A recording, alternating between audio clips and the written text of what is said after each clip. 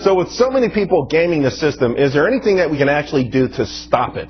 Let's ask Congressman Mike Kelly, who serves on the Social Security Oversight Committee. And Congressman, I'm sure you guys must be grappling with the same issue. I mean, it's obvious that there's massive abuse within this system. Well, you know, Charles, the program was designed to help those who were vulnerable and who really couldn't go back to work.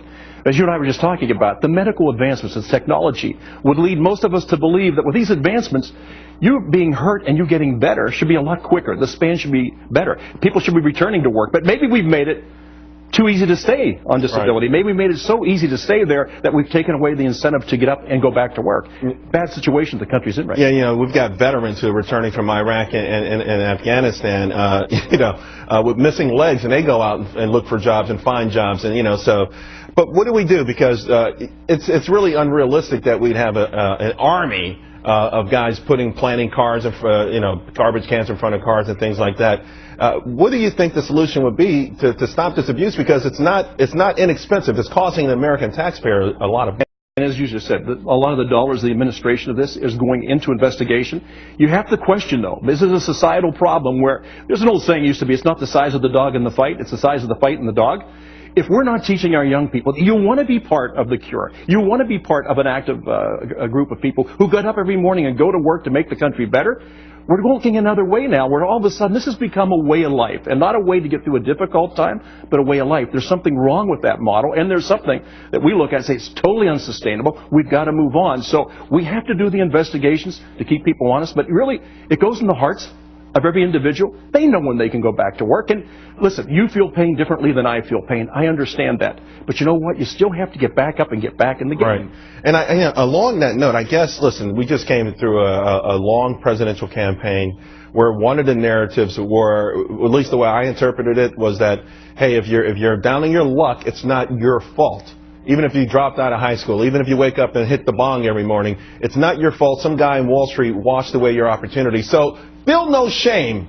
Take advantage of every program out there. Feel no shame. I've got your back. Stay on this for as long as you want until you feel like you want to re-enter society. Well, I got to tell you, the people that raised me told me, look, you're going to get knocked down from time to time.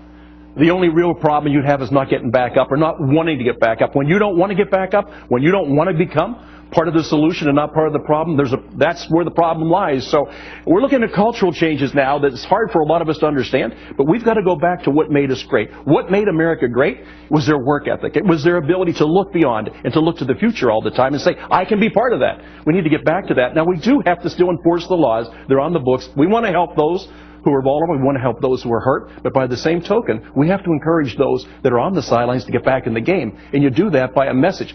Listen, the president has a great role. He could be leading that message. Right. He has to lead that message. I've been saying time, and I'm really dismayed that hasn't been, the tough love angle hasn't been applied here. And the same thing, food stamps, a record amount of money, a record amount of people on it, and people just don't come off of these programs. You think about it, I did some work, and if you live in California and you make 45 grand a year, you don't want to raise, you don't want to lose the earned income tax credit, the child tax credit, the local benefits. You don't want to lose any of this stuff to make the transition from poverty into the middle class, because there's a portion there where you may actually lose lose money, although we have to your point, make people understand that you're now on the right track to true success. How does that message get out then if you're not in control of the bully pulpit? Well, but that is the problem. There is a person in control of the bully pulpit. I grew up under a situation where if you tried out for a team, the idea was you had to be good enough to make the team, and sometimes you weren't good enough and you got cut. Right. I mean, there's a lot of examples of people who got cut early on and came back to be great, Michael Jordan being one we all recognize. But whenever you make it the incentive, listen, you don't have to excel. And we just don't want you to feel bad about yourself. I don't want anybody to feel bad about themselves, but what I do want them to understand is you don't have to stay where you are. You and of course, Representative Kelly, everyone should know you're not just speaking rhetoric. I mean, you were offered a scholarship to Notre Dame to play football, so you know about getting knocked down and getting back up. Really appreciate your time.